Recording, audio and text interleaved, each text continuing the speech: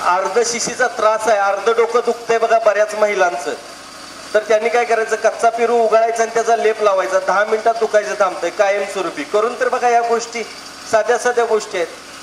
सायन्याचा त्रास आहे, सर्दी साचून राहते बघा या दिवसांमध्ये, गुळ आणि सुंठ समप्रमाणात उगाळायचं, थोडं पाणी घालून लिक्विड केल्यासारखं करायचं, गरम करायचं, कोमट असताना नाकात सोडायचं, श्वास मोठा घ्यायचा, त्याबरोबर ते सर्दी झालेली सगळी बाहेर येते.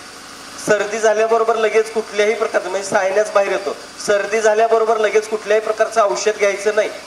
हे आपल्याला जरा सर्दी झाली की औषध घेतो, मग ती सर्दी काय होते, साचून राहते, आळते इथंच, आणि नंतर मग ते सगळं पॅक करायला लागते, नसा ब्लॉक करायला लागते.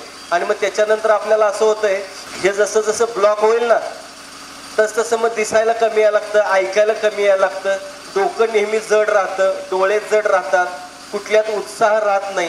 म्हणून विनंती करतो, सर्दी झाली 3 दिवस काढायचं टाकायचं, काढायचं टाकायचं, आयगे करायचं नाही.